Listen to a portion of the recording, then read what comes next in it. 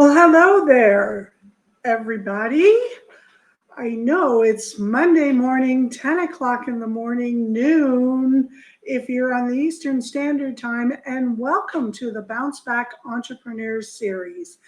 I am super excited, and I know a lot of you are going to be watching this on a replay, so no worries. We've got your back. Now, just a little bit of a caveat. I'm not going to spend any time telling you about myself because you can just listen to the podcast. It's all there, every little gory piece. The other thing is just like what we're going to talk about through this week and on is that things happen in your entrepreneurial journey. Things happen in your career. Things happen in your life. And currently, I am moving in 7 days, and the building next to me is in its early stages of construction. It's a 40-story high-rise. I lived on the second story, and there are two massive 8-story high augers literally right outside my window, four cement trucks, the truck that's sucking out a bunch of stuff down there. So there's construction noise in the background. So I made a decision, and we are in the last 3 days of this intense phase. And I could have canceled. That's what a lot of people do when fear gets you and you're like, oh my God, what are people going to think and so on. But I made a promise to myself, and I made a promise to you guys. So what I am going to do today is there is not going to be, I'm not going to do a lot, actually probably not going to do much teaching today or and talking so that it minimizes the background noise for you. I'm just going to let you focus in on our guest today. It is just shy of 90 minutes, jam-packed. What I want you to do is make sure that you have your notes, whether it's your iPad or your phone or a piece of paper and a pen, and just jot down ideas that he's shooting out, things that he did that helped him turn his life around, because it really doesn't matter whether you're trying to turn around a relationship, your life, your business, your career, anything. These are fundamental, foundational pieces. So it's what we're talking about is literally the same thing as building a house. And it's the pieces that people don't understand. They don't get that the structural integrity of a house is in fact all of the stuff that you don't see. It's the stuff that's in the ground, the stuff that those guys outside making the crazy noises with the massive construction equipment that they are doing. That is structural integrity. And it in your business and in your career, and I'm going to say business, but guys, this applies all the way across the board. It's those foundational pieces that you've got to get right for you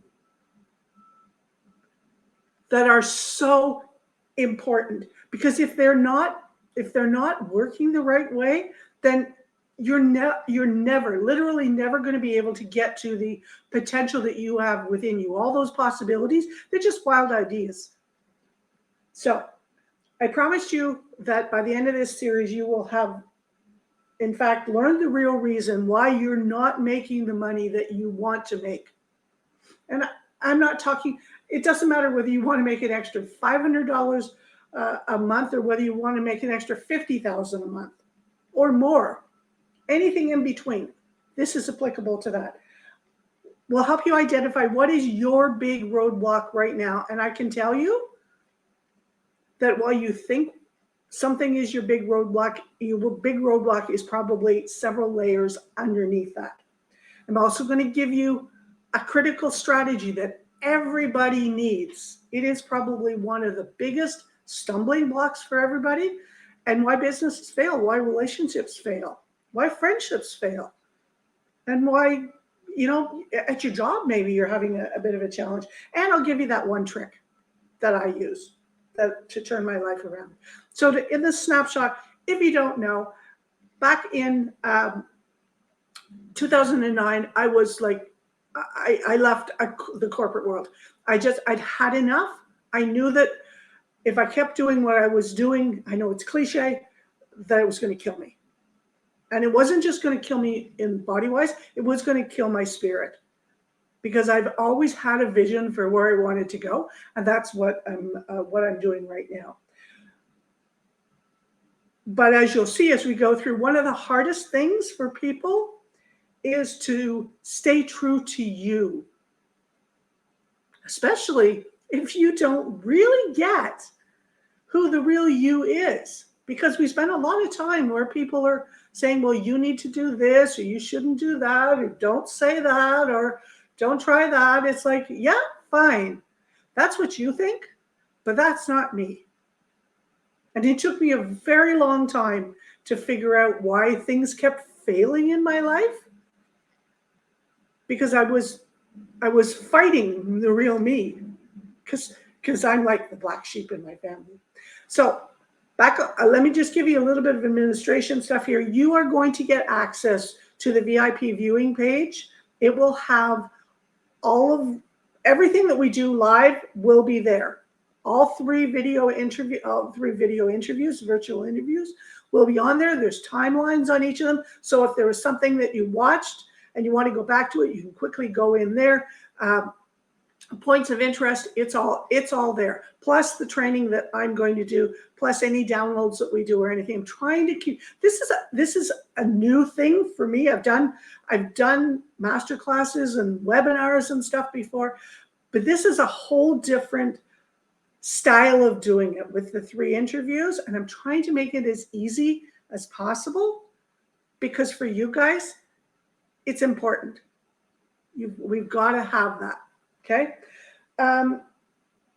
Now, one thing I want you to take away from this is please don't disregard anything of what the 3 interviewers are saying or what I'm saying, because you think because they were a blank, that's why they can blank, or because they did blank, that's why they got blank. Whether that's a good or a bad, all of this is applicable to everyone. Man, woman, monkey. Whether you live in the UK, whether you live in the US, in Canada, on the other side of the world, Northern Hemisphere, Southern Hemisphere, 80, 50, 20. It all works. So pull the pieces that really resonate with you, okay? So as we get started on this interview, I'm going to flip over. I am here live with you, okay? So if you happen to be watching it live with us, or even if you're watching it virtually, I am here with you as I'm interviewing Craig. It's a recorded interview, okay?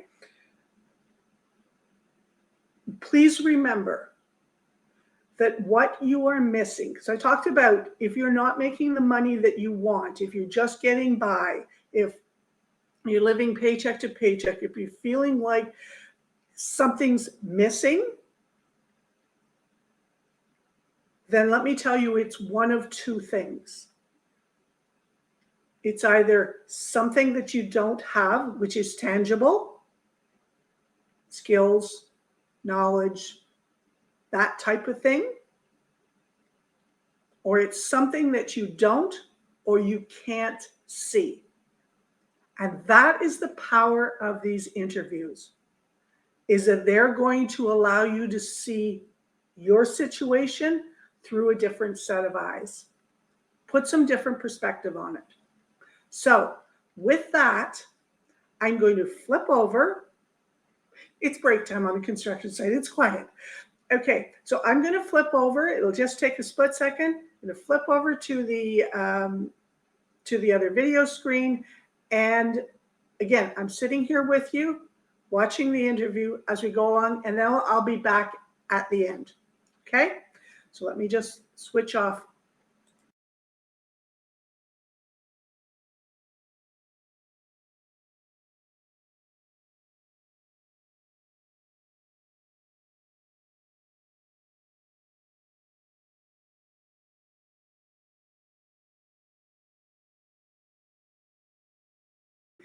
Hey, everybody, and welcome to the very first episode with a guest of the Unshackle Your Life podcast. And I'm here today with the master of reinventing your life, author and TEDx speaker, Craig Stanlin. Craig, thank you for joining us today. Debbie, thank you so much for having me on and for having me on as the first guest. I am honored and I hope that I live up to that honor. We've known each other for a while now, so I am super excited to have this conversation. Excellent. So I'm really excited to talk to you because what you've achieved is actually pretty amazing. But I know that despite coming from a pretty wonderful upbringing, a loving family and friends, and a great career, that you had a bit of an off course. And that off course almost tipped the scales into you wanting to take your life. And I'd like you to talk to the listeners, share your story a little bit, but in the context of this question, does one bad choice define us forever? What a powerful question and what a wonderful way to begin. And I would say that one choice does not define us forever. There is something that I love to say, which I think is so critically important for everybody to understand, regardless of what they've gone through in their lives. But it's this: our past cannot define us without our consent. And I think that's something so important for everybody to be able to connect with. So you have a pretty, do you want to share your story? Because your story is pretty incredible. Thank you so much. And I would love to, just so people have a little bit of context and background as we start digging into, which I'm sure you're going to be more amazing questions that you have. So really, let's say on September 30th, 2012, I had what everybody would consider was it all. I owned 4 homes. I drove the BMWs. I wore the 5-figure watches. I had VIP status at some of the best restaurants in Manhattan and in Greenwich, Connecticut. I was married to an amazing, beautiful wife. Everything looked spectacular. And then on October 1st, 2013, I lost it all, because that's the day I was arrested by the FBI. For just under a year, I committed fraud against one of the largest technology companies in the world. I knew what I was doing was wrong, but I moved forward anyway. And it all caught up to me on that day when I received the following voicemail. Mr. Stanlin, this is Special Agent McTiernan with the FBI. We are at your residence and have a warrant for your arrest. You need to call us and come home immediately, or we will issue a warrant with the federal marshals. And to say that's the day that my life changed is a bit of an understatement, but that's the beginning. That's the beginning of my story. That's really where things took place. And you ended up in prison for 2 years? Is that right? I was charged with 1 count of mail fraud, and I pled guilty because I was, and the sentence was 24 months of federal prison, of which I did 15 months at the Otisville Federal Prison Camp. And then I did 6 months at the Brooklyn Halfway House. And that was divided amongst 4 months at the actual Brooklyn Halfway House and 2 months on home confinement with an ankle bracelet. So all told, it was 21 months that I was under the auspices of the Bureau of Prisons. 3 months were taken off because I behaved myself. So I had 3 months off for good time. And you smiled a lot, right?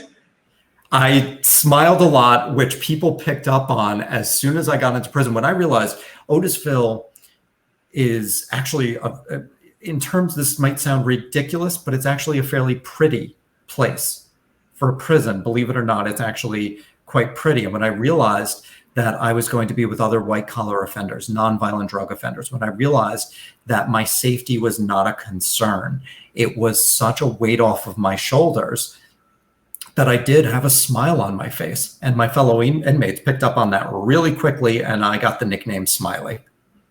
And I've known you now for, I think it's about 1.5 years, and you're always smiling. It's one of your trademarks.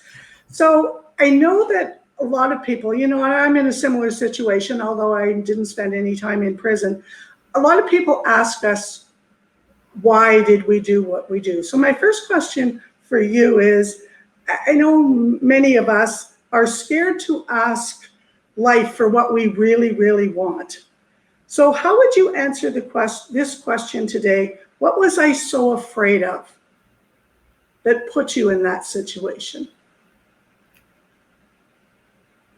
again, I love your second question and I love it so much. You're just like completely hitting the home runs here. And it's very easy. It took a long time for me to get to this. I was afraid of being seen as less than. That is to the core of it. I was afraid of being seen less than. And I'll go into what that means. It meant I would have had to be honest with my wife at the time and to tell her that my paychecks were shrinking, our expenses were increasing, and that I couldn't afford the lifestyle that I had presented and that I had created and that we were living, that we had to scale back, that I wasn't happy doing what I was doing, that I wanted to be more entrepreneurial, that I wanted to create something, but I was too damn afraid of letting go of all the things that I thought had made me, me. And it would have meant being seen as less than. And now I realize how foolish that is and what an act of courage that is. And I have no way of knowing what her response would be. I don't have a crystal ball into her brain, but I know the person she is and the character that she is. And I think she would have absolutely loved me more had I had the courage to do that. Yeah, and you're speaking to probably the majority of the human population. They feel the same way. They struggle with, not having enough, trying to keep up with the Joneses, and they're afraid to step out and be themselves. So I hope we dive more. We're going to dive more into those pieces, but I wanted to get that right up front. So my next, you know me, I ask questions all the time. So what is your biggest fear? And I know fear has been one of your things running in behind. What's your biggest fear right now, since we know that you've overcome your biggest fear? I think you had this from a childhood of public speaking. You've overcome the fear of sharing because you had an amazing book launch and you're still doing that, and this is still part of it. What's your biggest fear now? I've been giving this a lot of thought because I turned 48 on August 5th. And I think birthdays are a wonderful time to reflect, kind of like New Year's, and to just look back and to see where I want to go and to see what I want to create. And the realization that I'm on the back nine of my life. And I have a tattoo on my right forearm. It's upside down to everybody else, but it's right side up to me. And it's a reminder, and it's memento mori, which is Latin for remember you will die, or some translations are remember you must die. And it sounds morbid, but it's a celebration of life. To me, it's a reminder to live fully, which is part of my mantra. And the answer to your question ties to all of that. I fear screwing up what I consider my second chance at life and not living fully and not living full out. That's what I fear. Okay, that's cool. Well, I think you know my dog. He's sleeping somewhere, but his name is Moment. And that's beautiful. His registered name is Old Sod's Moment in Time, and he's the reminder to everybody who meets him that every moment matters. Just a little segue from your thing. So I know that you're not going to screw up your second nine, because the second nine, because of your age, is going to be a lot longer than you think it is, because I'm a little bit older than you, and our second nine used to end at about 80-ish, and now it's into 100. So you have lots of time, and it's not morbid, because Brendan Burchard talks openly about his mortality motivation, about the fact that after an almost life-ending car accident, that he realized that every day matters, every moment matters, every second matters, and it's just how we use them and how we see them, and we're going to screw up some, but it's what we learn from that, right? Oh, I don't think if we're not screwing up, we're not living life fully. If we are living in such a quote unquote safe way that no mistakes are being made, I don't think that's living at all. I think that's a prison cell of our own making, one of the many that we construct for ourselves. Exactly. Okay, so Do you find that old stuff, hurts, mistakes, indiscretions from your past, they're bubbling up, they're still bubbling up for you when you start clearing a block or a fear? I know that happens to me when I pull something out of the way and I overcome a fear, then more stuff bubbles up that I have to work on. Do you find that happens to you? Absolutely. Absolutely. And I think that's actually an inherent part of the process. I think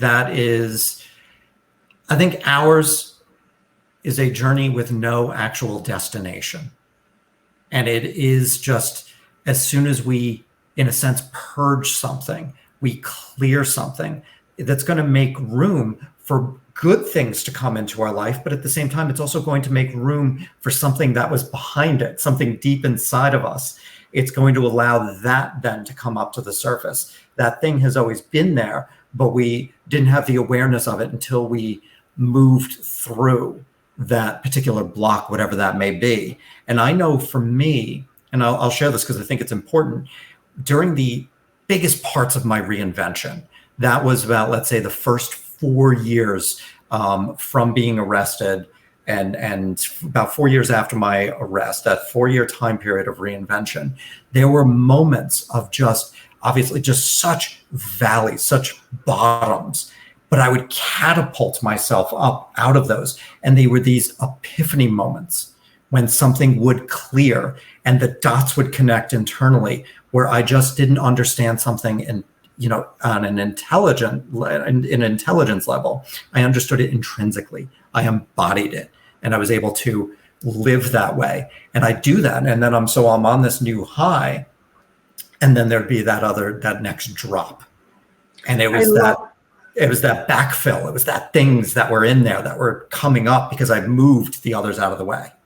I love that. And I hope people listening really get that, because I think people get stuck. They think they can move one boulder out of the way, and then it's like clear sailing all the way up to the top. But it's like, there's always going to be boulders.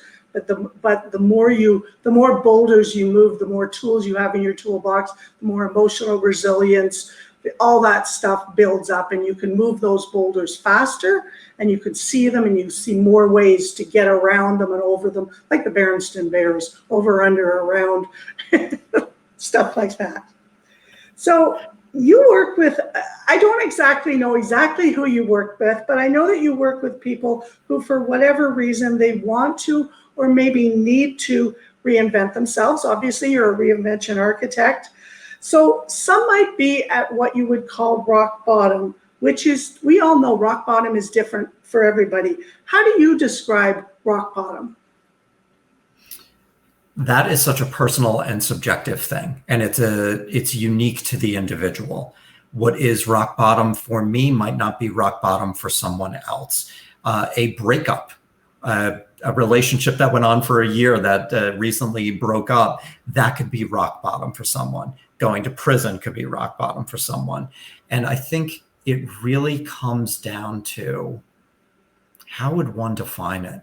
It's feeling lost and no way out. For me, when I was at my rock bottom, I would hear people say that there's a light at the end of the tunnel. I couldn't see a light. There was no light.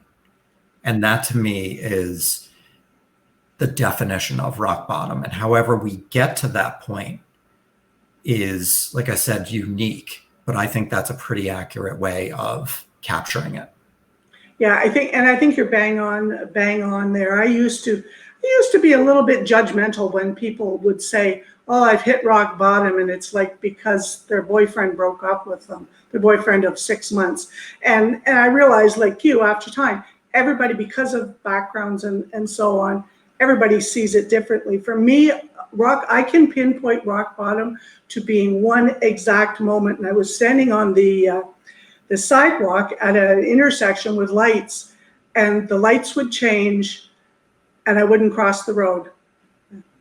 Lights would change and it took me 4 cycles of lights before I had the confidence to be able to step across, to cross the road. That for me was rock bottom. And that was when I walked out of the lawyer's office. I knew that that is the point, that everything changed from there. And what's so amazing about that is I think when we have these open and candid conversations about our rock bottoms, I've never stood at a light and waited for 4 cycles to change before crossing the street, but I know how you felt. I can imagine that. And I felt it in my own rock bottom. And I think that's why it's so important that we share our stories and have these platforms and these conversations so that we can work through, see that we're not alone. And I think that's so important because our stories are all unique, but the emotions behind them, that's where we as humans connect. Yeah, exactly. So can you share what someone, and I'm sure you do this with your clients, what someone could do if no matter what they tried, we talk about this rock bottom, they can't envision a future for themselves. And I know I've been there, and I'm a big thinker and believer, but I just can't see what the future holds for me beyond the box that I see right now. What could someone do to start seeing a bit more of the future? I will tell you a practice that I did, and I believe this is absolutely universal, and it is practicing acceptance. It is acceptance of our current reality, whatever that may be. And I'll tell you why I think this is important, and I'll use the story of me doing it inside prison. I was so consumed by the choices that I made. I was so stuck in the past. And I'm sitting in the Otisville Federal Prison Library and I'm journaling, woe is me. And I wish I was home. I wish I was with my wife. I wish I was on my couch with my cat and my dog. By the way, she had already told me that she was leaving me. So this was an impossibility. And plus, it's not like you can just walk out of prison. I was there for however long I was going to be. That was my reality. But I was wishing. And I realized I was fighting a past and a present circumstance that cannot be anything other than they are. And I took my pen and I started writing. I accept that I made the choices that I made. I accept that I hurt my wife. I accept that I hurt my family. I accept that I'm financially ruined. I accept. I wrote about maybe a total of 3/4 of a page of things that I had to accept that I was wishing were different. And why I think that is for somebody who's at rock bottom, who doesn't see a future, why I think this is important is, although it hurt like hell to accept all of those things, it gave me a baseline in which to start over because I was no longer stuck in the past. And when I was stuck in that past, every single time I looked to my future, there wasn't one because I was living from the past. Now that I had given myself a baseline, a crappy baseline because I was in prison and I was financially ruined, but I had a starting line. And I found that to be so liberating. And I actually felt freedom inside of prison. And so that's what I really think the first step is, that acceptance. It puts us in the present. And when we're present, I believe that opens up the door to a opportunity and a possibility in the future. Okay, so you've just opened up 3 questions that I had written down here. So you and I both know that people struggle with acceptance. Why do you think they struggle with accepting that reality? I am a. It hurts. It hurts. It can be very painful. And nobody wants to do that. It's actually, even though rumination of the past feels horrible, for me, it allowed me to be a bit of the victim. And being the bit of the victim is, woe is me, look at me, help me out. There's a bit of comfort in that. To sit and say, I made terrible choices that hurt people I love, and I'm financially ruined, is very painful to admit. And I think that's why people don't want to practice acceptance. And I will also put another point to this. Acceptance is very simple in practice, harder in execution, but because it's so simple in practice, I think it's very easy to dismiss it. Because in acceptance, there's really nothing to do other than to accept. And that sounds redundant, but it's so simple that I believe we as humans like to overcomplicate things, and there's nothing to do. And it seems like it can't be that easy. Queen of overcomplication. That's awesome. I'm so glad you shared it that way, because it's so important. So the other piece to that is obviously you started journaling and writing stuff out, but we also know that people are resistant to, let's call it journaling. If you say someone, they think it's some sort of massive task. And again, why do you think they're resistant to writing? And we say writing, but we really mean you can hit record on your phone, you can scroll it out on a piece of paper, you can write in the sand on the beach. Why are people, is it the same reason that they're resistant to journaling? Because it's almost too easy, and it's also hurtful? Is that why? Some of the objections that I've received from clients, from friends, why they don't journal. I don't have the time, which is BS. Because if it's important enough, we will find the time. It is that it is too simple. It is very similar to when I suggest meditation to people. Oh, it doesn't work for me. I can't do it. I get wrapped up in the words. They overcomplicate it in their minds. But I'm going to go with something that I think is more of an accurate answer. Oftentimes, if people are stuck somewhere and we offer solutions to get them out of their doldrums, if they're not ready to accept that information, they're just not going to accept it. And they want to. They may say that they want to change, but until they're actually willing to change, it's just going to fall on deaf ears. And those pieces of advice are just going to, even though I know for a fact journaling, I believe it works for everyone. But unless you're willing to actually do it, it's not going to work. And you're going to find all those obstacles. And there's more comfort staying in the crappy area that you are than putting yourself out into a level of discomfort and doing something that you really don't know how to do, even though it's so simple as, like you said, hitting record or grabbing a pen and paper.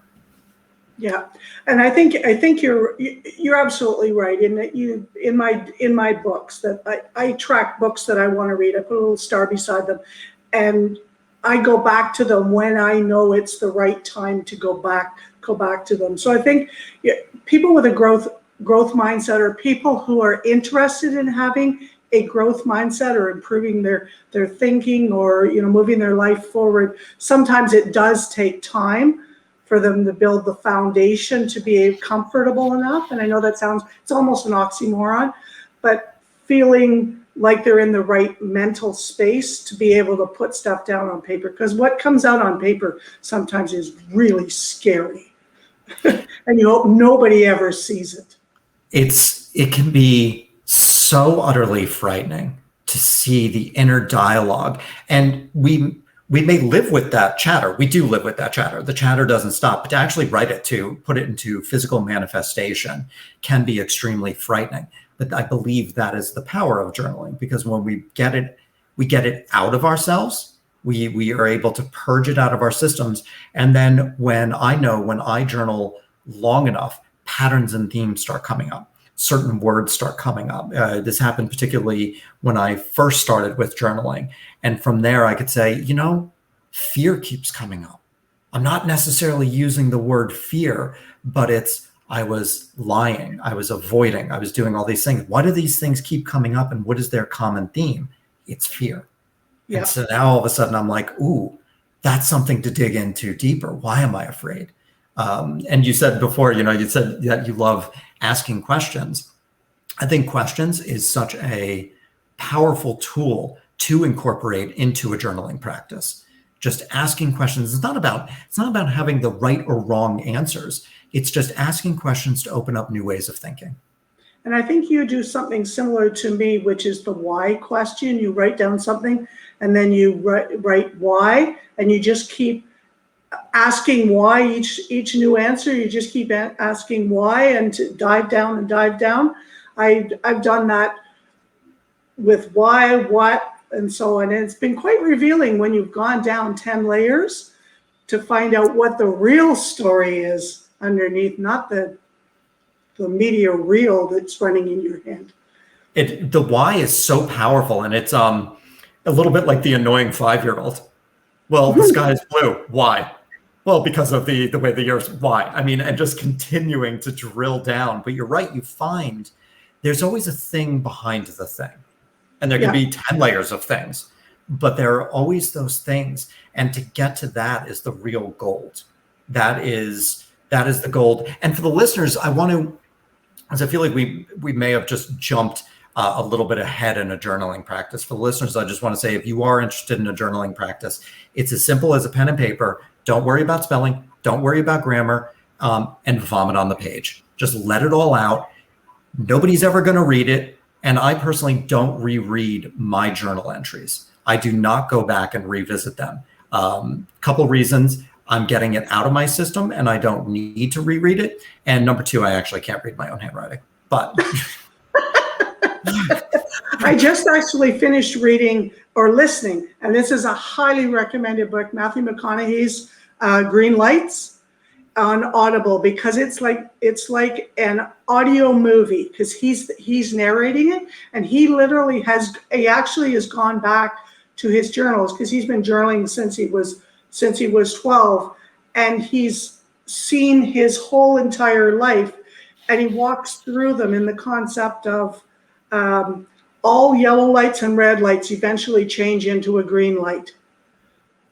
And decisions and choices. So it's interesting. I go back and look at mine every once in a while, but not unless I have a purpose for going back and looking at. And for me, it's to see how far I've actually come, and that's a characteristic from my mountain climbing. I rarely look at where I'm going at the summit. Every once in a while, I'll look at that, but I do look back just to see how far I've come. And I know that's a characteristic that I've carried over from that. So I'm wondering if you could just go into your routines, because in your book, you talk about you kind of had some routines going into before you went to prison, but prison really forced you to create routines. And I think you've maintained those throughout. Journaling is one of them, right? Can you talk about those? I think a routine is so unbelievably important in creating the lives that we want to create, as long as the routine is still serving us. And I think that's an important caveat to go into before I go into my morning routine. My morning routine, I wake up anywhere between 5 a.m. and 6 a.m. I do not use an alarm. I allow my body to wake up when it feels like waking up. I will say a few affirmations to myself in the morning. I will express a few things that I'm grateful for. And I will also ask myself a question. What's going to move the needle most today? What am I scared of today? The questions vary. It just is when I'm in that fuzzy state, when you're in that cozy state, when you're just waking up and the bed is nice and comfortable and the stresses of the day haven't come in and the brain is just fully open. So I allow myself just to go wherever that goes. And the answers will come to me very crystal clear. So then I wake up, I make my bed. I jump into an ice cold shower. First thing I do is jump into an ice cold shower. I've been doing that one I've actually been doing all of these for years. After the shower, I will then meditate. And I meditate in front of a red light. So I get some red light therapy. I'm kind of killing two birds with one stone. I do a mantra-based meditation for 20 minutes, which is actually perfectly in conjunction with the timer of the red light. The red light also has, when the light shut off, it goes into a cool down mode, and that is 5 minutes. So after my meditation, I go into 5 minutes of affirmations, and I just repeat 3 affirmations over and over again. Then from there, I turn on my coffee pot and I do about a 10 to 15 minute yoga practice, followed by a 5 to 10 minute kind of HIIT routine, high intensity training, mostly focused on my legs just to get the blood flowing. So now my coffee is made. I've got a nice little workout. I grab my pen and paper. If the weather permitting, I go to my balcony, and that's when I start journaling. And I usually start with my gratitude practice. What am I grateful for? And I will implement the why question in that as well. I'm grateful that my coffee tastes good this morning. Why? I mean, it sounds silly, but it's nice to go a little bit deeper on that. Right. I then go into future gratitude. What are my top 5 goals? And I write the gratitude as if they've already happened. I'm grateful I've sold X amount of copies of my book. I'm grateful I've landed 2 speaking gigs. And I write those down as if they've already happened. Then I go into my stream of conscious journaling. Then it's just a free for all. There's no rhyme or reason. It's whatever comes to mind. And I will quite literally, I write ahs and ums. I write the things that are in my brain. If I say, I don't know if I can curse on here, and it's okay if I can't. Go ahead. Okay. I will literally write, fuck, it's hot out here. Like if all of a sudden I feel like it's hot out on the balcony, or, oh shit, that's really something important. I capture everything in real time to the best of my ability. And I just let it go for as long as I feel like, I get it out of me. And then I'll go into the James Altucher 10 ideas a day. I write my 10 ideas a day, 10 books I'd like to write, 10 chapter ideas, 10 blogs I'd like to write, 10 places I'd like to visit, whatever it may be, really getting that idea muscle going. Then from there, I have a document on Evernote that I will read, and it is my 5 stretch goals, 5 big audacious goals. Then it's followed by 5 goals that are what I call, and I got this, I can't remember the name of the book, but the next ideal frame. And those are 3-month goals. So I go through that. Then I have underneath there, who do I have to become in order to make those goals a reality? Somebody who does those things. What do? But they network with 3 different people a week. They do this, they do that. And I do, he does, actually, that's how I write it. He does that. Yeah. And then I write my truths. I am worthy. I trust myself. I am. And I have that. And I read that every single morning. And then I sit down at the keyboard and my workday starts. Cool. We have very similar practices. Very similar. I've tried on a number of occasions. I have Headspace. I do meditation, but I'm not consistent. It's not a ritual routine. But for me, my meditation practice is outside walking. That's it. It's clear my head, do stuff, not with the dog. That's too much social life happening, but it's the same thing. And I don't do, I've tried 10, James Altucher's 10 ideas. I tend to, Jay Samit does 3. So I do 3, but I do it in a 30-day block, but then I go back and look at them and go, okay, so what could I do? It's a slightly different permutation, but it's all about getting the brain thinking about freeing stuff up, because that second part of what you're talking about, that future pacing yourself, you say these gratitude of things that have happened in the future, how does that person think or behave? It's hard to dig into those feelings and thoughts if you aren't freeing up those other ideas, because you've still got that yourself in a box. The ideas open that box up. So they really do. And when I was on James's podcast, I was fortunate to be a guest on his podcast. And when I told him about my meditation, gratitude, and journaling practice, I love the way he expressed it. He said, you were clearing the decks. You were making space. And it's funny, I've been doing them for years, but I never looked at it in that regard. And he's absolutely right. That was clearing the decks to make space for what else can come in. Yeah, exactly. And I've really adopted that now, and also in my, because I am a reinvention architect. So I will say, we've got to clear the land before we can build the foundation. Right. And I think that's people don't realize that your head is, there's an awful lot of high rises in there that need to come down before you can build that new development in there. So you kind of mentioned it in passing, but I want to dive into something that you say in your book, and I'm looking at my notes because it's a big question. You have your book, Blank Canvas. It's available on Amazon. It's also available in Kindle and so on. It's a fabulous book for the listeners. I've read it twice already. It's an amazing book. It's like a guidebook of what you need to do to reinvent your life.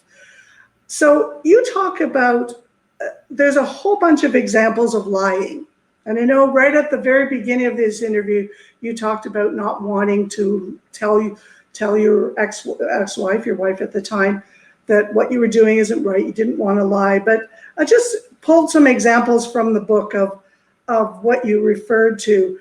What food can I steal for my friends when you were working in the kitchen? Your mom's stolen free cookies from the hotel lobby. Hiding behind, you refer to something as hiding behind lies and the things you could buy. You smuggled a phone into the halfway house. And I'm not pointing fingers. These are things that you talk about in your book. Least of all, the things that you said to your wife. And the final one was at the gym saying, no, it's not busy when you plan to work out. And you call yourself out on that specific one as an integrity breach. Now, lying is such a fine line, especially when it seems like everybody in the world does it.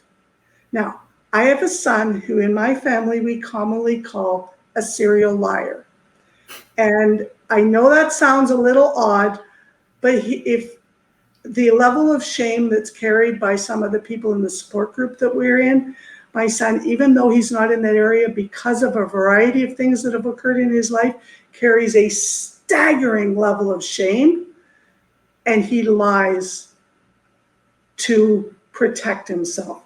So why do you think people, and I'm talking about everyone, why do you think we lie? And why do you think we don't listen to our inner voice when we do lie? This is a big question. This is a big question.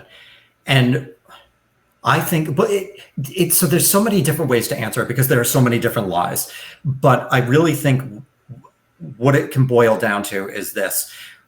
We think that we can see the future. And if we're going to tell the truth, the outcome is going to be bad.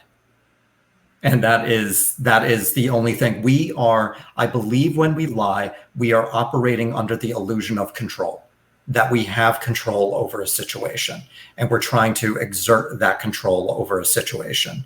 To lie to somebody, we're trying to achieve an outcome that we want. Yeah, trying to predict, you're predicting an outcome.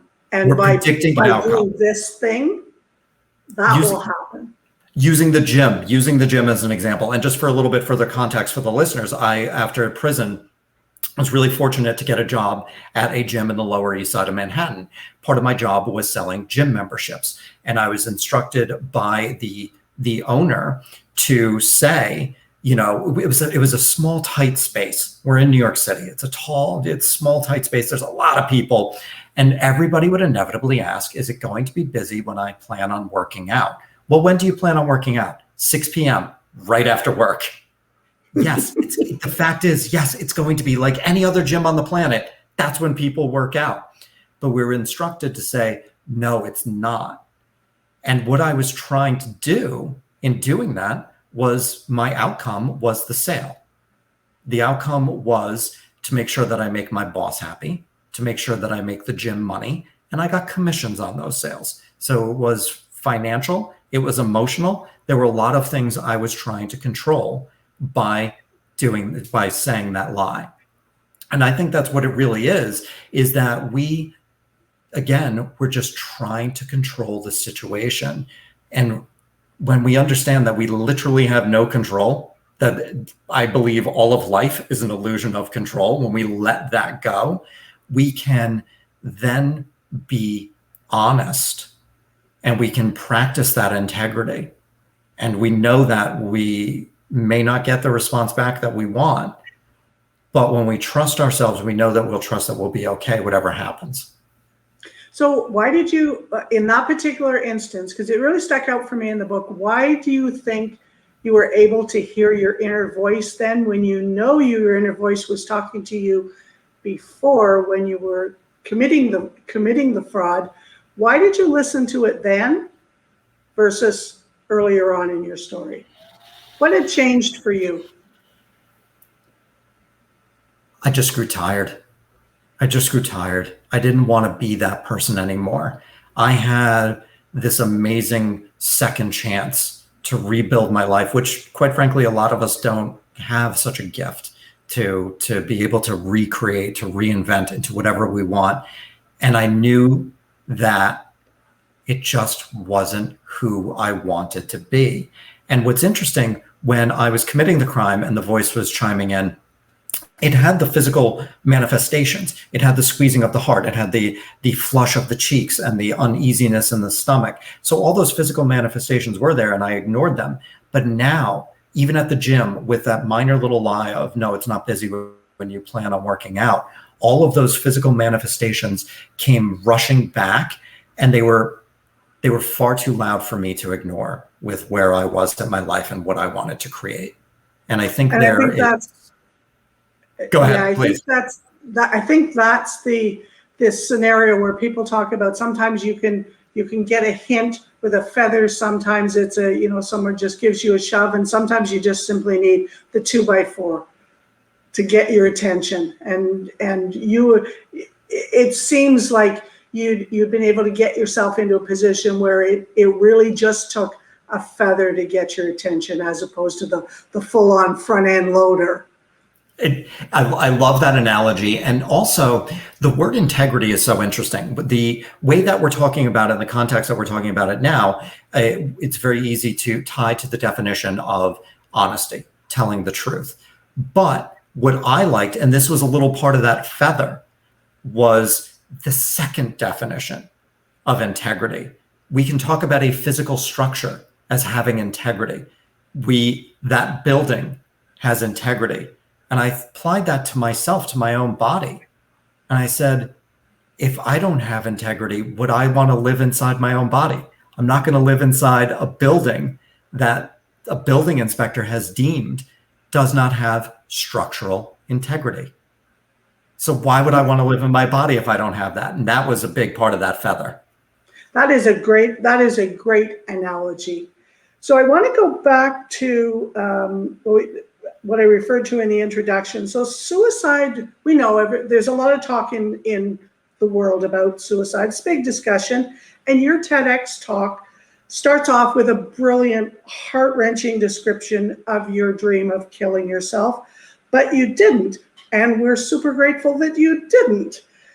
But what I found curious is that one of the biggest things that you overcame to reinvent your life, shame, was in fact, in your book, you refer to as the exact thing that saved your life.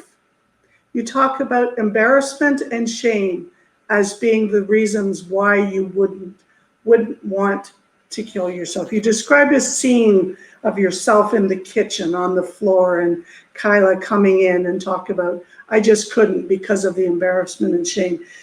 It's kind of puzzling, right? Can you talk a little bit about how that felt to realize that you really didn't want to end your life? It was such a pivotal moment. And it really came from, and we talk about this in the TED Talk and in my book, but I was planning on how I was going to kill myself. And I couldn't share that with anybody. My friend Sean asked to come visit me in prison. And I said, wow, I can tell Sean, I can get this off of my chest. I can get it out.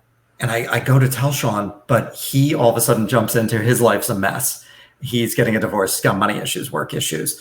And I realized that my friend needed me. And that's when I realized I had value.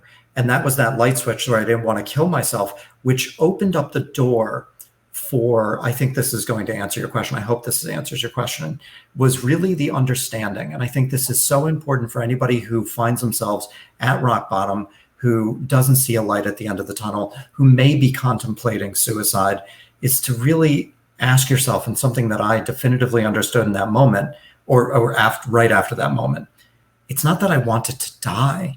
I just didn't want to feel that way anymore.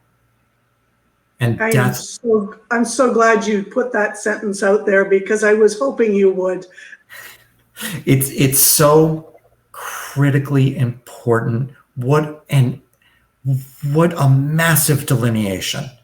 What a massive delineation to just understand that I didn't want to feel that way anymore. And the shortest route to that was ending my life, but I didn't want to die. It's mind blowing. And I know exactly what you mean, because I heard that exact sentence from my son. He's going through a lot of shit right now. And what my next guest that's coming on in a week or so coaches men going through what my son is going through. But he said the same thing. I don't want to feel this way anymore. But what do I do? And that is, so this opens up a whole different, in a sense, Pandora's box. What do I do? And I would say it's practicing acceptance. But, practice acceptance, that's an inner thing. When we're in those dark moments, we have to do what I believe is so hard for us to do, and it's talk to somebody. Shame lives and breathes in the dark. It is like a fungus, and it just grows in the darkest and coldest and nastiest of places. And we have to open up the door and shine a light on it. And we do that by sharing our story. And I would also say, we're going to go back to journaling, because I think this is important.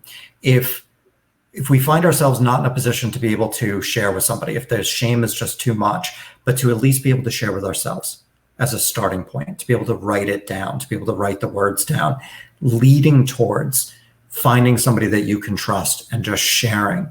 And when we start sharing those stories and we realize that we're not alone, because shame will also tell us that we're alone, that we are isolated, that nobody else on the planet feels like how we feel right now. But when we open up our mouths, when we're honest and we're transparent, and we find out that other people feel that way, all of a sudden, when you're not alone anymore, changes the dynamic.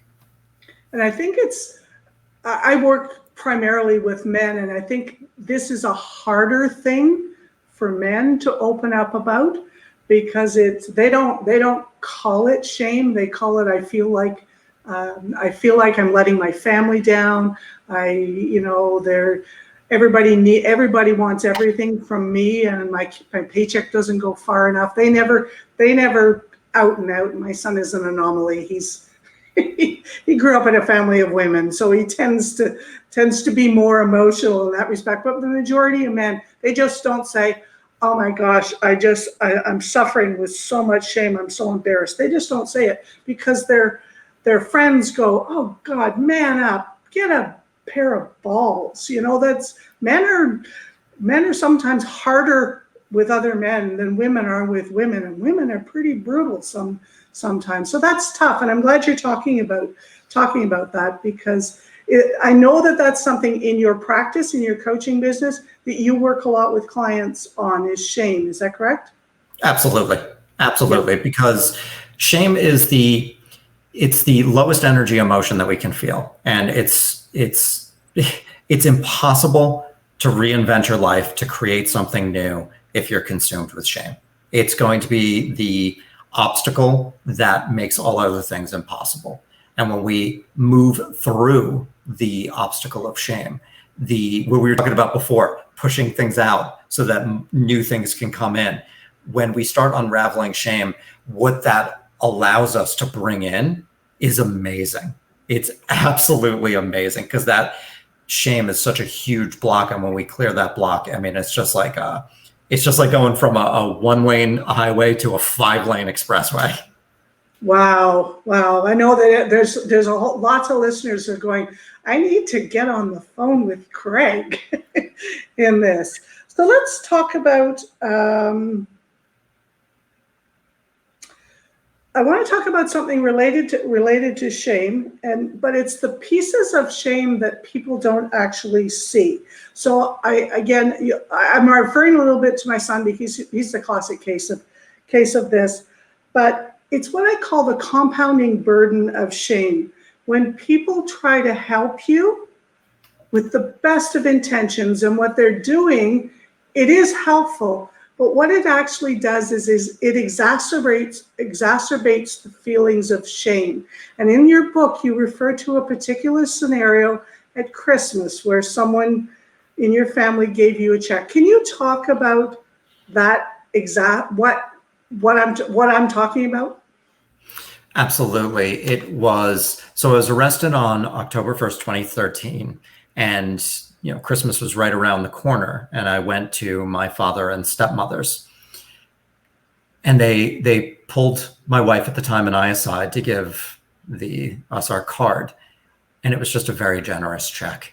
It was just a very generous check because they knew what we were going through. We knew that the money had all been frozen up, and it was just so meaningful, and it cut like razor blades running through my veins because I wasn't worthy of that. With all the crap I had done, who am I to deserve this wonderfully generous gift? It burned so badly.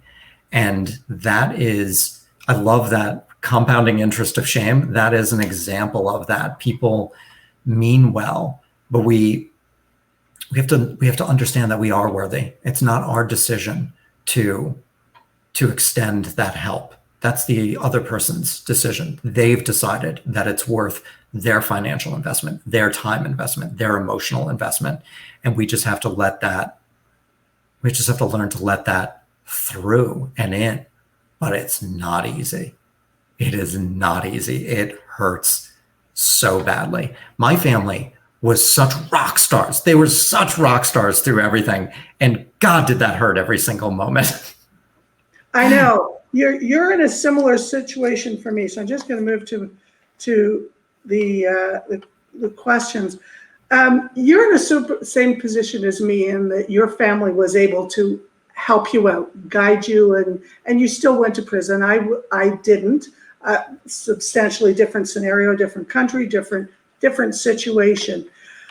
What would you say to someone who, and I'm going to say it's probably less than 50% of situations where people have family or friends or whatever that they bail on them. What would you say to someone who's really beating themselves up because someone in their family doesn't want to talk to them anymore, their best friends have walked away from them, even their coworkers don't, if they have any? What would you say to them to help them get past that? Because I know that there's a silver lining to that situation. It's an extremely difficult component to going through any adversity is the loss of those closest to you. That is something that's very real and happens to a tremendous amount of people. And what I would say is this, I'm not sure if you're going to expect this, but what a gift that is. What a gift that is. Because that to me is the person showing their true colors. And to not have them in your life anymore is actually a gift to you. To have them. Do you agree? Yeah, I think it's 100%. Yeah, I'm 100% on that. For me, it's called shedding friends, shedding them. And I know that if they're meant to be in your life, they will come back. It may take years, but the majority of the time, they're not meant to be. They're not meant to be there. We've had situations. I think I've talked about it in the support group where there was a point where my family felt like Peyton Place or some sort of, reality. And sisters and brothers wouldn't talk to each other. They wouldn't be in the same room for years. But that's not the situation now. So it does change, and it's hard, and it makes it. It's back to that judgment thing. We judge ourselves as being not worthy because people choose not to be in our camp. But that's a good thing. I totally agree. It's a good thing. They're showing their true colors, and like you said, things can change. And something so important to remember is judgments are nothing more than self-hate projected outwards. And that was the author Sherry Huber said that. And I think that's just such a brilliant thing. So when friends and family bail, when they make those judgments, that is not a reflection on us, even though it feels that way and it hurts like hell. It's something inside of that individual that they can't cope with the situation. There's some form of self-hate. There's something that they hate about themselves that they can't cope with the situation. And the easiest thing for them to do is to remove themselves from said situation. And it sucks to be on the receiving end of that. And when you're first introduced to a good friend leaving, it's going to hurt like crazy. And it takes some time to realize that it was a gift. but I can promise you that it is a gift. Awesome. So another question that I have, and I've had this in various different areas, is what would you say to someone who's trying to bury their past mistakes, hide them, something that they're ashamed of? When I say bury it, there's a myriad of ways that people try to make that disappear. Good or bad? What do you think? Bad. Absolutely bad. I think that's a terrible, terrible thing that flies in the face of acceptance. There is an ancient Japanese art form called kintsugi. And when a piece of pottery is broken, the artist will put it back together, and they use a lacquer that is made up of silver, gold, sometimes even platinum. And the finished product is more beautiful than the original. And it's beautiful because of the cracks. It's beautiful because of where it was broken. And when we try to obscure and hide our cracks, which are our past, our mistakes, we try to do that, we are denying a piece of what has made us us. How will we ever be whole if we deny something that has made us who we are today? We're never going to be whole.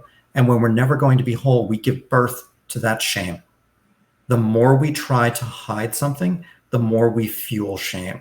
The more we accept our cracks, the more we share our cracks with others, we make ourselves whole. We dissolve that shame, and we really start to live fully because we're no longer hiding. I mean, do we want to hide our entire lives? That's a lot of work. That's a prison cell. Or do we want to walk out of that cell and have nothing to hide? Yeah, I love that, the way you describe it. It's like you spend your life always looking over your shoulder, waiting for someone to dig it up, and in the world of Google and all that sort of stuff, nothing is truly hidden. It really isn't. You can think it is, but it's not. It's not. And you know what I find interesting, reminded me when you asked the question on the group, sometimes it comes up of trying to manipulate Google and paying for services to, knock our names, down the list so they don't show up. And it's a lot of money to do that. And the fact is, if somebody wants to find out, they're going to find out because it is there. And again, going on that hiding thing, if there's something that we hide, we start hiding. We're saying that there's something broken about us and that we're ashamed of it. And that's that shame. It's not a place I want to live. Yeah, me neither. And anybody that knows my story knows that for 20 plus years, that was my story. Not Google erasing, but I was trying to run away from that. And we're not men in black with a neuralizer. They can just, put it up. You can get it off of Google, but invariably there's somebody who knows your story, that it's in their brain, that it might be a cocktail party, that they meet somebody, and it just, like our discussion about vintage cars this morning, you just never know when a conversation is going to come up. So what was the one thing? I had another question. I'm doing really amazing here. Like I've got 4 pages and I'm almost through with page number 3, which I think is pretty good. So we've talked about acceptance. I don't want to repeat ourselves. So in our support group, you and I met in Jeff Grant's white collar support group, which is a very confidential group that, it's a safe place that if you want to Google that, you can find that information. We talk a lot about the horrible and the hurtful and the nasty things that we say to ourselves, whether we say it out loud or whether we say it in our head. And there are things that we would never, ever say about another person. And we literally are blaming ourselves, and we sentence ourselves to prison cells. I call my podcast Unshackle Your Life for that reason, because my prison cell my visual is shackles. Yours is, you talk about prison cells that you put people in. We call ourselves unworthy. We've talked about unworthiness a little bit today. In the book, you say, I don't deserve nice. It's what I deserve for what I've done. I did this to us. Do you have any tips on how someone can start interrupting those thoughts? And I know a lot of what you've talked about so far talks about those, but any specific things when you hear those words in your head, what do you do? I know what I do. Well, I think there's a couple of different approaches on this. One that I'm going to lead with is a longer term approach. And this is why I like meditation. Meditation, doing it over a long enough period of time. I've been meditating for about 7 years. When those thoughts come up, I'm the witness to those thoughts. I am the observer of those thoughts. And as such, I realize that I am not those thoughts. And that's a huge differentiator for me. But that's the longer game. In a shorter game is two different things. One is really simple, and that is to break the pattern. It's very easy to fall into a pattern when the rumination, when the negative self-talk comes in. It requires awareness, which is not always the easiest thing. But once that ball starts going down the hill, we want to stop it. And we can stop it by changing what we're doing. If we're on the couch and yelling internally at ourselves, get up off the couch and go for a walk. If we're already going for a walk, do something else. Drop down and do push-ups. Break the pattern. Whatever it may be, is just having that awareness to snap yourself out of it and break that pattern. Number 2 is, again, this involves awareness, which can be a little bit trickier, but to play what I call the truth or story game. And it is to really identify what is the truth and what is the story. And I'll use an example from my own life. I used to believe wholeheartedly the following statement. I'm a federally convicted felon, and because of that, I'm a terrible human being. And could you imagine the pattern that started? Could you imagine the thoughts that would, right? The thoughts, the snowball that turns into an avalanche from believing that. So let's take that sentence down. And so what I did, I actually wrote the sentence down so I could see it, so I could visualize it. The first half of that sentence, I'm a federally convicted felon. True. No ifs, ands, or buts. It's true. Because of that, I'm a terrible human being. That's a story that I'm making up around the truth. There's no evidence to say that I'm a terrible human being. That is an opinion. That is my opinion. And it's a shitty opinion, but it's my opinion. But being able to differentiate between the truth and the story that we're making up around the truth is also a pattern interrupt that will allow us to step back from that. That is awesome. So you've given some, if listeners don't take anything else from this, you've given them 3 steps on how to start breaking that thinking. Because first is awareness. Start hearing what you're saying to yourself. And I know we see this in the support group. We hear it come out of people's mouths. It's like, listen to what you're saying. So that's the first thing, is awareness. Listen to what you're saying. Number 2 is figure out what it is and interrupt the pattern. And the third is get it down on paper and then start figuring out how you call it a reframe. How do I reframe? How would I reframe that? Break it down. Basic English. What part of the sentence is true? What is fact? And what part of that sentence is just some creative, imaginative stuff that isn't serving you well? And it's just another example just to show, and it's tied to the criminal thing, but I would also, I believed for a long time, I'm a felon. No girl is ever going to want to date me. And we know that's not true. And we know that's not true. So it's so that, I'm a felon. Yes, true. No girl is ever going to date me. No girl on the whole planet. There are 7.5 billion of us, and then, cut that in half, it's 3.75 billion. Out of that, maybe there's a billion of eligible, bachelorettes that, in my age range and all that stuff. So out of the billion, not one of them is going to want to date me. And it's sometimes also with that true story, it's kind of taking it to that absurd level and really going to kind of a Tony Robbins technique, but taking it to that extreme level where you see the absurdity of some of the things that we say to ourselves. Yeah, and I love that one because it's such a great example. It's, and I've heard that from people. No one's going to, yeah, they will. They're there. So I have, let me just see. Let's talk about opportunity. Earlier on, you mentioned something about opportunity, and most people, successful people, would describe luck as being when opportunity meets preparation. And you describe a moment in the book of where you're sitting outside watching some guys in I'm going to say yard, not knowing Otisville, but they're playing paddleball, and you have the thought, this might be an opportunity. How do you think people can start seeing more opportunities, or maybe start seeing one opportunity? Because there are people who just say there's no opportunities for me. Is it as simple as James Altucher's just doing 10 ideas a day? How did they start seeing opportunity?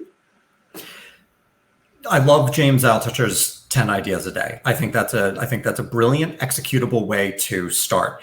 Number two is and this is a tough one, but nothing really great is easy, is to get out of your comfort zone, to regularly challenge yourself to do different things.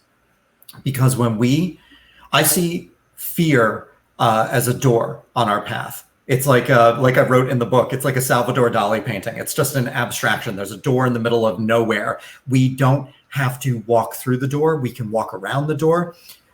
But we miss opportunities when we walk around the door, when we avoid the door. When we open that door, we open up to an entirely new world. And when we open up into a new world, we increase the number of opportunities and possibilities that are available to us. And we do that by continually facing the things that scare us, because we don't know what's going to come from that. And I think that is just a brilliant way to do that. And this is somewhat tied to getting out of your comfort zone, but it is the old Einstein adage. What is, insanity is doing the same thing over and over again and expecting something different. Before I was saying how important routine is, but if your routine is no longer serving you, that routine needs to be broken, because opportunities are not going to magically appear if you do the same exact thing every single day. And so having awareness to break that. That is a fundamental piece that people don't get in the world of high performance. With the coaches and stuff, people talk about routine, but they never talk about the fact that your routine has to evolve, or it has to always be allowing you to have an opportunity to open more doors. They get stuck in routine where it starts putting a cap on it, putting a ceiling on their possibility. And I see that all the time. And in fact, this last COVID 18 months, I have felt that intimately, because my number one personal value is variety and uncertainty. I would travel all over the world. I'm moving all the time. And I felt that my creativity was going down. My idea bank was going down because I wasn't getting exposed to the things that really charged me up, and it just starting to feel that open up again. So absolutely. But you're talking about opening up a door, and I think everybody, I may date myself here, but I think everybody thinks when they open a door, that fear door, they're going to open it up to, in Beetlejuice, where they open the door into nothing and it's sand and there's big sandworms. I think they think that's what's going to happen. Absolutely. And that's the, if we all had a crystal ball, we'd all play the winning lottery numbers, but that's predicting the future. That is, when I walk through this door, this is what's going to happen. We don't know. We have no idea what the future is, but I can tell you, I know from my own life, every time I've avoided the door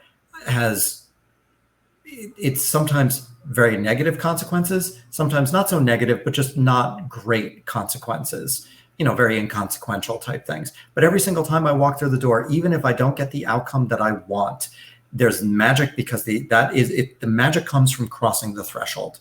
That's it. That's where the magic is. The chapter in the book where I asked the girl out, where I was after prison, I was so frightened to ask this. There was a beautiful woman, at this party that I was at. I mean, I was just so awestruck by her, figured she was completely out of my league. And I made the choice to ask her out. And the inner dialogue and the racing of my mind that started going of like, she doesn't want to date you. You're a convicted felon. You don't have the money for a girl like that. All these things. And I said, screw it. I'm doing it.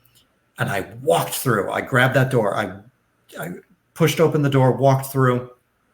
And I felt it even before she answered. I felt the magic before she answered. And she said, thank you. That's very sweet, but I have a boyfriend. So maybe it wasn't the outcome that I was hoping for. Didn't matter. I put myself out there, and that's what matters.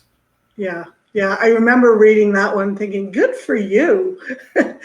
There's one of the 4 billion you don't have to ask anymore. Right. I just crossed one of those off the list. I'm making progress. Yeah, exactly. So here's a question. This is my last big question, and it's really out in left field. But what I found interesting as I read the book, and this is because a lot of what I coach in my program is money mindset with guys and so on. And this comes up, and it comes up a lot in another group that I'm in, is the focus on your credit score. At points in your life, in your journey, where it shouldn't even, it is so inconsequential to anything, but I know that that's a North American obsession. So how much do you think that thought came from living paycheck to paycheck, trying to fill a hole inside you with things? So paycheck to paycheck is a norm, okay? And it doesn't matter if you make 20K a year, 100K a year, 250,000 a year, or $1 million plus a year. It is a real thing in every level. So why was credit score so important to you? It was the story that I was making up around it. And I was obsessed with the credit score after prison, because how am I going to buy a house? How am I going to buy a car? How am I going to do all these things that I, really thought I wanted to do and that I was going to do? And it was the story that I made up around it, that I'm not going to be able to live the life that I want unless I have a credit score that's of a certain level. And that's really all it was. It was tied to something much deeper than just the number. It was, and that's the case with so many of the things that we obsess about or that we may want. If we want some materialistic thing, I'm a firm believer that we don't want the thing itself. We want how we think that thing is going to make us feel. And I think that is the same exact thing with the credit score. It was just a connection to, it's very much the if-then scenario. If my credit score is this, then I'll be able to do that. And that's a terrible trap to fall into in any aspect of life. If I do X, then I can do Y. No, just figure out how to do Y. Yeah. You don't need X, just do Y. That's so true. And as I was reading the book, like I had a point in my life, and I remember it so distinctly, standing there and screaming at the top of my lungs in my little 350 square foot converted horse stable, I don't give a fucking shit about my credit score. I'll never be able to afford anything again. I remember thinking that, but that was because like you say, I got stuck in the how, because all I could see was a certain thing based on what I'd done in the past. And once I got past that, it was like, that is so irrelevant in the big scheme of things. It's just a metric randomly assigned by a number of financial institutions. It doesn't define anything about us, but people think it does. People think it does. And I think there are, credit score. I mean, hell, there are still people who talk about their SAT scores. Just, or their LSATs or whatever it may be. And it's like, that's great. You did well, but that's not who you are. We're not defined by that number, whatever that number may be. And just, moving beyond that. But it's just such it's a crutch. It's an easy crutch to fall onto. Yeah. Okay. So we're winding up here. So you've ticked off at least 2 things that I know on your vision board. So I don't know all your vision board, but I know that the TEDx stage was one of them. publishing a book with a real publisher, not self-publishing, was one of them. So you had a third one, which was to be on James Altucher's podcast as a guest. So tick, tick, tick, tick. What can we expect from you next? Oh man, this is, so I'm going to answer it on my 48th. Okay, I am going to answer it with a very tangible thing, but I've got to answer this one this way first. On my 48th birthday, which was just about a week ago, I set 2 big audacious goals for myself. They are interwoven, and I'm not sharing them with anybody yet. And there's something very important to this. I believe that when we share our goals, when they are in their nascent stages, when they are just a tiny little seed that's just been planted in the soil, when we share them, and there's some scientific evidence actually to back this, we share them with somebody. If I was to tell you, I'd most likely be like, wow, that's super cool. I get the dopamine kick as if it already happened, and I lose momentum in going for that. So I learned several years ago with all of my goals to keep them inside. And it's not to be secretive, but it's to give them the fuel and the energy and the attention that they deserve and that they require. So I do have 2 big audacious goals that they're probably going to take a few years. Don't really care. The book took 6 years. The TED took 5 years. Time doesn't matter, but it will take the time that it took. But I did promise you a tangible answer, and we talked about this a little bit before, and it's the 2 things we talked about. I'm going to climb Kilimanjaro, and I'm going to learn how to race cars. Awesome. Awesome. I know that you're going to do that because we're going to see it on your Instagram, and it's going to happen, and you're going to be blown away by how much it changes you, both of those things, and how much what you're doing in your business and your personal life, how that impacts those 2 experiences. Your mind is going to be blown. Because for the listeners that aren't familiar with my story, Craig and I are kind of reversed on our life story. So those 2 things I have already done.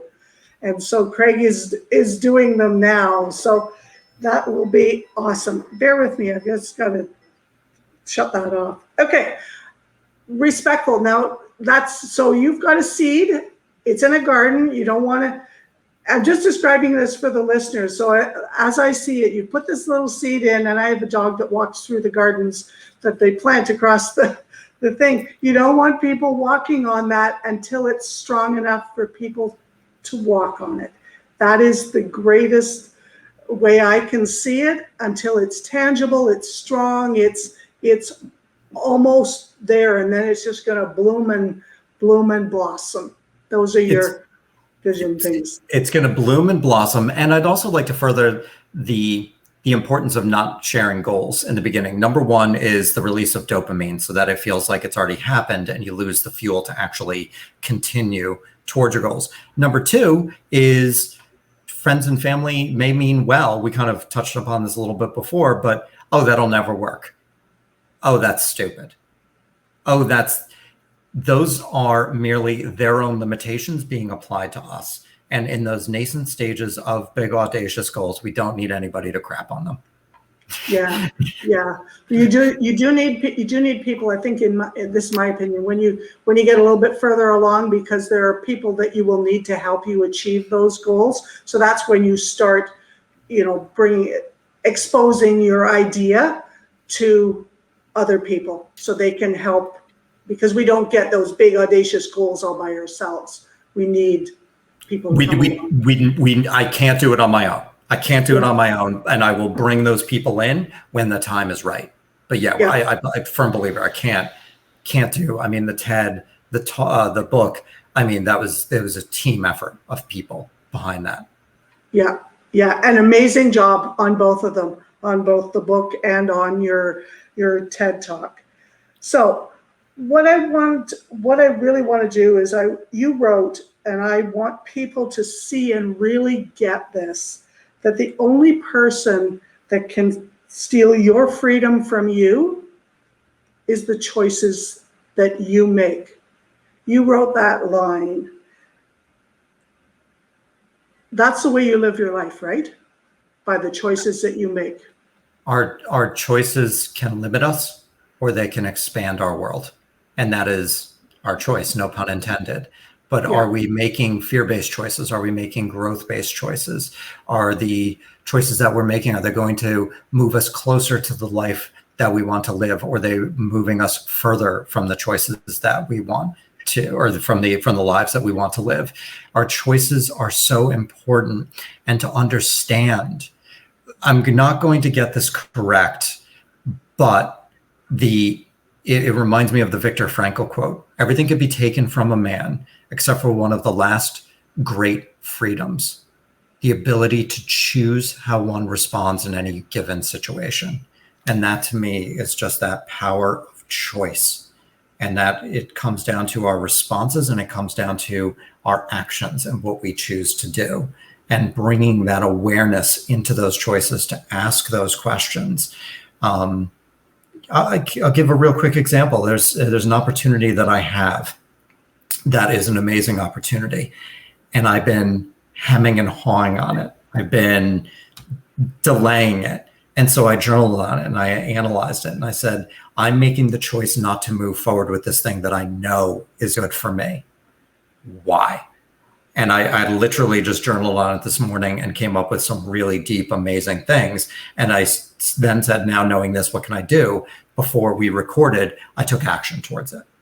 And it's just really looking at, I'm not done with it, but the sheer act of taking that step and making that choice and taking the action has already taken a weight off of my shoulders.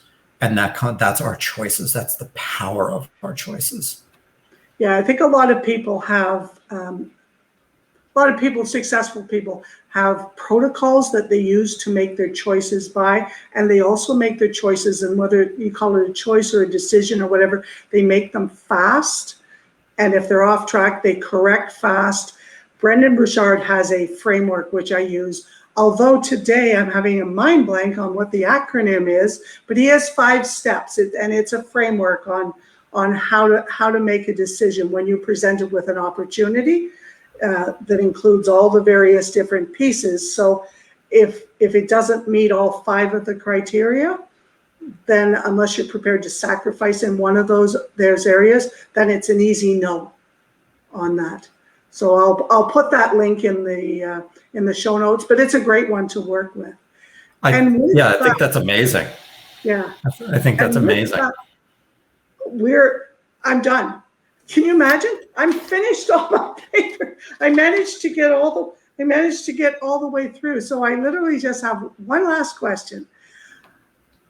How do people find you, and how can they connect with you? The nice, easy question. I love it. Thank you so much.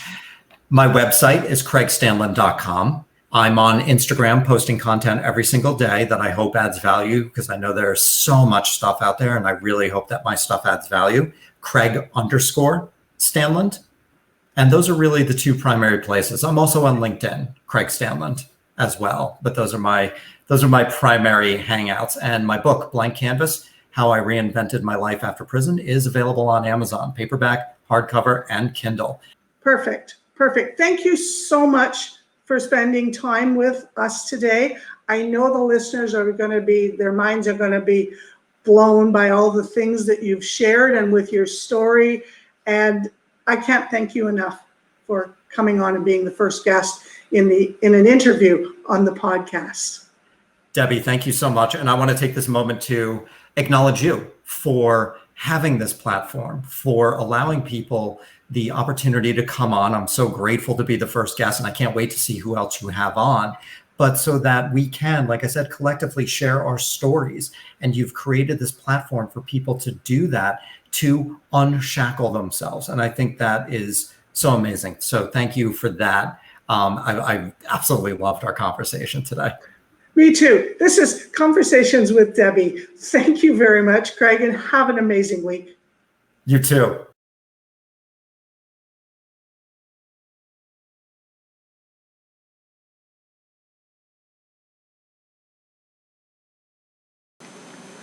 I hope you enjoyed this interview. And as I said, I know that it's jam-packed with powerful, powerful points. Now, next steps. Make sure that you are following along with us. Your VIP viewing page access is in the email if you need to look at it again. We are at MS Debbie Colburn on Instagram, if that's not where you came from. The podcast is the Unshackle Your Life podcast. Again, jam-packed with information to help you move forward. And if you want to reach out to us and talk to me, touch base with me through email, support@momentsforexcellence.com. Again, I promised you I wasn't going to do a lot of teaching just because of the noise.